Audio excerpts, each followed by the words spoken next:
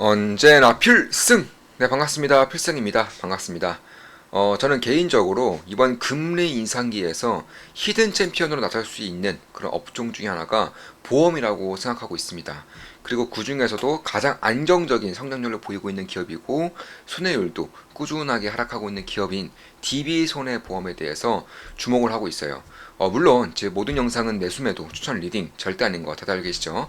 참고하시면 되겠습니다.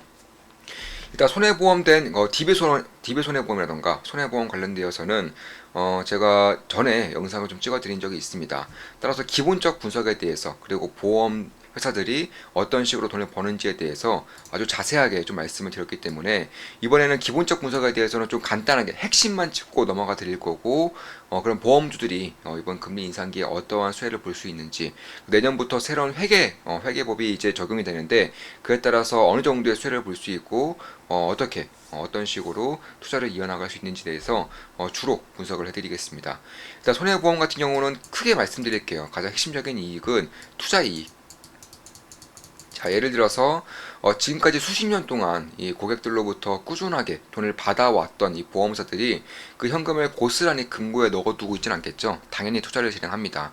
근데 이 투자를 진행함에 있어서 가장 큰 비중을 차지하고 있는 것 중에 하나가 바로 채권이에요. 채권. 특히나 매우 안정적인 채권들을 주로 투자하는데, 현재 금리 인상기가 시작이 되면서 금리 상승기에 돌입하면서 채권의 이자율이 기하급수적으로 늘고 있는 것은 누구나 알고 있는 사실이에요. 따라서 채권 금리가 늘면서 투자 이익이 고스란히 반영이 되고 있다. 이렇게 보시면 될 것 같습니다. 특히 채권 같은 경우는 만기까지 들고 있을 경우에 원금이 보장되는 경우가 대부분이기 때문에 사실 금리가 뛴다는 것만으로도 이 보험사들이 가질 수 있는 그런 투자 수익이 상당하다.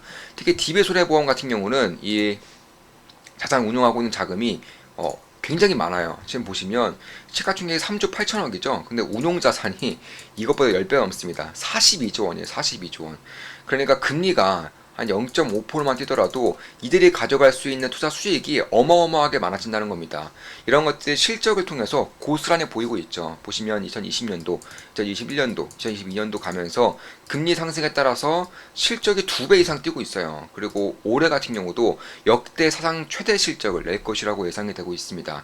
다만 그럼에도 주가는 대한민국 시장이 무너지면서 같이 무너진 경향이 있는데, 아마 지금 정도의 금리 혹은 앞으로도 연준도 마찬가지고 대한민국 중앙은행도 마찬가지고 금리를 지속적으로 올릴 것이라고 밝히고 있기 때문에, 만약 지금부터 금리가 크게 하락하지 않는다면 이 정도의 실적 혹은 이 정도의 성장성은 꾸준하게 나올 가능성이 높다. 이런 것들을 좀 염두를 해 두셔야 되는 시기가 아닐까 이렇게 보고 있습니다. 그리고 두 번째로는 뭐 다들 아시죠? 보험 영업이익입니다. 영업이익이죠, 영업이익. 그러니까 보험을 팔면서, 소비자에게 보험을 팔면서 얻을 수 있는 이익이고, 거의 매 달마다 꾸준히 고객들로부터 보험료가 입금이 되기 때문에 이에 따라서 얻을 수 있는 그런 수익이 있다, 이렇게 보시면 될 것 같습니다. 참고로 보험료 같은 경우는 금리가 상승한다고 해서, 경기가 침체된다고 해서 쉽사리 끊을 수 있는 비용이 아니에요. 오히려 외식을 안 가면 안 갔지, 여행을 안 가면 안 갔지, 영화 한 편을 안 봤으면 안 봤지, 보험을 끊기란 상당히 어렵습니다. 그래서 그런 것들을 봤을 때에도 사실 경기 침체든 금리 상승이든 그 어떤 것도 사실상 이 보험사들의 이익에 스크래치를 줄 만한 것들은 별로 없다, 이렇게 보시면 될 것 같습니다. 따라서 시중금리가 인상되면서 당연히 투자이익이 자연스럽게 상승을 하고요. 특히 사업비에 대한 감소가 꾸준히 이루어지고 있어요. 실제로 수수료라고 하죠. 예를 들어서 보험 계리사라고 하나요? 그럼 재무 상담사분들이 이제 보험을 팔았다. 그럼 이 상담사들에게 다는 그런 인센티브가 예전에는 1500% 이상이었습니다. 예를 들어서 10만원짜리 보험을 팔았다. 한 달에 10만원짜리 보험을 팔았으면 약간 150만원 이상이 통장에 꼽아줬어요. 이걸 누가 꼽아주느냐? 당연히 보험사가 꼽아줬겠죠. 근데 이것이 법적으로 금지되고 있습니다. 그러니까 1200% 이상으로 주지 말아라, 이걸 법적으로 금지하고 있기 때문에 자연스럽게 보험사들은 이익이 커지는 거죠. 그 반대로 영업사원분들은 이익이 작아질 수밖에 없겠고요.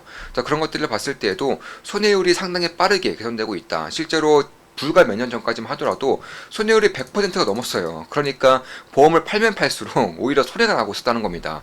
그래서 최근에는 이 손해율이 80%까지 떨어지면서 어마무시하게 좋아지고 있다. 이런 것들이 법에 대한 그런 실질적인 이익도 있고요. 두 번째로는 DB 손해보험 같은 경우는 디지털 영업이라던가 이런 것들을 가장 적극적으로 하고 있는 보험사 중에 하나이기 때문에 사실상 인건비라던가 기타 부대 비용을 상당히 많이 줄이고 있는 것도 사실이에요. 이런 것들을 통해서 결국에는 영업이익이라던가 혹은 이쪽에 대한 손해율이 지속적으로 감소를 하면서 나타나고 있는 것이고, 실제로 본다고 하더라도 불과 3년 전에 비해서 영업이익률이 2배가량 증가했습니다. 폭발적인 증가죠. 결국에는 이 영업에 대한 효율성, 효과성을 가져가고 있다, 이렇게 보시면 될 것 같습니다. 따라서 결국 손해율이 가면 갈수록 줄어들고 있다는 점, 특히 작년 대비해서 손해율이 무려 2.5%가 줄었습니다. 이거 엄청나게 빠르게 줄어들고 있는 거예요. 그만큼 영업이익률이 증가할 수 있다는 점에 대해서 충분히 좀 주목할 만한 부분이 있다, 이렇게 보고 있는 것이고, 그리고 내년부터 회계 기준이 바뀌게 됩니다. 회계 기준이 바뀌게 될 경우 보험사 같은 경우 큰 폭으로 단기 순이익이 증가할 수 있는 부분이 있기 때문에 이런 부분도 일회성적인 그런 성장임에도 불구하고 어느 정도는 그래도 트리거가 될 수 있다는 점에서, 특히 보험사들에 대한 주가 폭락세가 굉장히 가파르게 이뤄졌다는 점을 봤을 때에도 주목할 부분은 충분히 있다, 개인적으로는 그렇게 보고 있는 것입니다. 그뿐만이 아니죠. 사실상 이 DB 손해보험 같은 경우는 제가 다른 보험사들보다 조금 더 좋게 보고 있는 이유 중에 하나가, 가장 첫 번째로 가장 안정적인 그런 재무제표, 그러니까 재무적인 그런 회계 장부를 가지고 있다는 점, 두 번째로 디지털 영업에 대한 가장 강력한 드라이브를 통해서 비용 효율성이 가장 빠르게 좋아지고 있다는 점, 세 번째로 손해율도 역시나 가장 빠르게 줄어들고 있다는 점, 그리고 마지막으로는 이 주주 친화적인 행보예요. 그러니까 삼성생명, 삼성화재보다도 오히려 더 주주 친화적인 면모를 보이고 있습니다. 그도 그럴 것이 이 대표 일가, 오너 일가의 그런 대부분의 부채가 주식담보대출이에요. 그런데 지금 최근에 금리가 어떻죠? 어마무시하게 뛰고 있죠. 그래서 이 이자라던가 원금을 갚기 위해선 이거 수익도 똑같이 증가해야 되는데, 이 오너 일가에서 가져갈 수 있는 수익 중에 가장 큰 수익은 누가 뭐래도 배당 수익이겠죠. 따라서 배당률이 기하급수적으로 뛰고 있는 것은 맞아요. 3년 전에 비해서 배당 수익률이 2.5배 이상 뛰었습니다. 2.5배 이상 뛰었어요. 그래서 그런 것들을 봤을 때에도 주주들이 가져갈 수 있는 그런 수익의 폭이 상당히 커지고 있는 것이 아닌가, 이렇게 보고 있습니다. 지금 보시면 오너 일가가 10% 이상의 지분율을 가지고 있기 때문에 이에 따른 배당 수익도 당연히 가져갈 수 있는 그런 부분이 있다, 이렇게 볼 수가 있겠습니다. 따라서 결국에는 비대면 영업으로 인해서 이 DB 손해보험에 대한 실질적인 펀더멘털이 좋아지고 있는 것은 사실이고요. 그리고 그뿐만이 아니라 사실 이 온라인 영업, 그러니까 디지털 보험이라고 하죠. 이 디지털 보험이 2020년대부터 이제 대두가 되면서 사실 기존의 보험사들에 대한 경쟁력에 대한 우려감이 상당히 커졌어요. 그러니까 예를 들어서 요즘에 젊은 층은 대면으로 안 한다, 게다가 비대면으로 하기 때문에 비대면 전문 보험사들을 뜰 것이다. 그때 당시에 인슈어테크라고 썼죠. 그런데 최근 보면 어떻나요? 절대 아니죠. 네, 비대면 보험사들의 영업이익은 오히려 적자폭이 증가하고 있습니다. 실제로 비대면 보험에 대한, 비대면 그런 디지털 보험에 대한 성장 산업의 성장성으로 인해서 가장 큰 수혜를 보고 있는 보험사들, 기업들은 아이러니하게도 전통적인 보험사들이에요. 실제로 비대면으로 한다고 해서 굳이 비대면 보험사들을 쓸 필요가 없죠. 훨씬 더 안정적이고 내 노후라던가 혹은 내가 어떤 일을 당했을 때 가장 안정적으로 돈을 보상해 줄 수 있는 그런 보험사들에 먼저 찾아갈 수밖에 없는 것이고, 그에 따라서 디지털 보험으로 인해서 보험 가입이라던가 혹은 보험 청구가 훨씬 더 간편해졌음에도 불구하고 디지털 전문 보험사는 이미 제외되어 있고요. 기존의 보험사들로부터 가입이 훨씬 더 빠르게 그리고 활발하게 진행이 되고 있다, 이렇게 보시면 될 것 같습니다.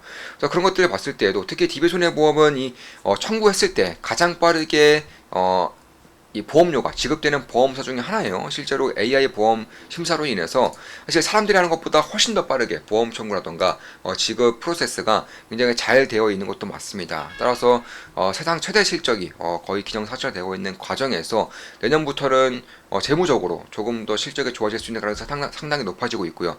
그리고 금리 인상으로 인해서, 금리 상승으로 인해서 투자 수익이 기하급수적으로 증가하고 있다는 점도 저는 충분히 좀 관심을 가질 만한 부분이 아닐까, 개인적으로는 그렇게 보고 있습니다. 그리고 제가 채팅방을 오픈을 했죠. 네, 좋은마음 기분나게 대상으로 채팅방을, 토론방을 오픈했습니다. 그리고 이게 10월 14일에 나눈 대화인데 굉장히 좋은 대화가 오갔기 때문에 좀 말씀을 드리고자 합니다. 한 가지 의문점이 생겼는데, 요즘 보면 연준과 미국 정부 간의 입장이 다른 것처럼 보이는데, 스승님이 말씀하신 것처럼 미국은 인플레이션을 반기는 입장이지만 연준은 다른 입장인 건가요? 아니면 연준이나 미국이나 둘 다 같은 입장인 건가요? 이에 따른 제가 답변을 드렸는데 상당히 좋은 질문이죠. 충분히 헷갈릴만 합니다.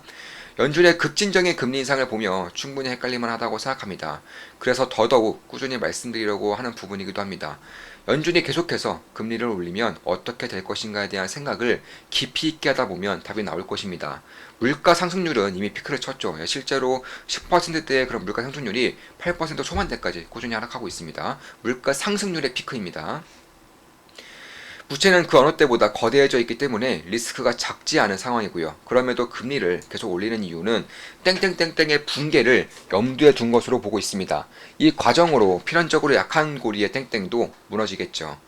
미국과 달러에 대한 반감이 커질 수 있는 시기로 보고 있으며 추후 발생될 땡땡땡의 시발점 혹은 촉매가 될 수 있음을 염두에 두고 있습니다.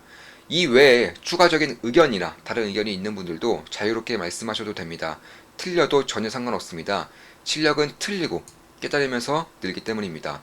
역시 그럼 연준과 미국 정부는 협력 관계인 것이죠. 제 생각엔 이건 다른 분이 또 답변을 해주신 겁니다. 결국은 연준이나 미국 정부나 같은 편이라고 보고 있습니다. 연준은 대외 공신력을 중요시 여기기 때문에 중립자의 위치를 표방하는 것처럼 보일지라도 결국은 미국 정부의 이익에 반하는 행위는 최대한 자제하리라 생각이 되고 있습니다. 아, 그렇군요. 감사합니다. 그럴 가능성이 높죠. 이번 소비자 물가지수 통계치만 보더라도 8.2%로 발표되었지만 실제치는 약 땡땡 %입니다. 시장이 8.2%를 믿고 있으니 8.2%로 여기는 것 뿐입니다. 정부의 도움 없이는 이러한 땡땡땡은 불가능에 가깝습니다. 연준이 지금껏 행한 급진적인 금리 인상을 조금이라도 돕는 수치로 땡땡땡 되고 있다고 할 수 있습니다. 땡땡땡땡이겠지만 말입니다. 이렇게 좀 말씀드렸고 그 이외에도 이와 관련해서 대화를 이어 나갔습니다. 사실 이런 대화를 통해서 본인들이 궁금한 것들 혹은 토론을 통해서 투자 실력을 키우는 데에는 더할 나위 없이 좀 큰 도움이 될 것이라고 저는 생각을 하고 있고요. 이런 과정에서 결국에는 투자를 지속적으로 진행해 나가다 보면 결국에는 뛰어난 투자 실력을 요구할 수밖에 없는 것인데 저는 먼 미래에도 충분한 도움이 될 것이라고 확신하고 있습니다. 그래서 토론방을 개설한 지 며칠 안 됐지만 굉장히 좀 긍정적인 요소들이 많이 보이고 있는 것도 사실입니다. 자, 이것으로 방송 마치겠습니다. 지금까지 DB의 손해보험에 대한 분석이었습니다. 손해보험, 보험사들에 대한 긍정적인 그런 분석을 좀 해드렸는데 물론 제 모든 영상은 매수매도 추천 리딩 절대 아닙니다. 참고하시면 되겠습니다.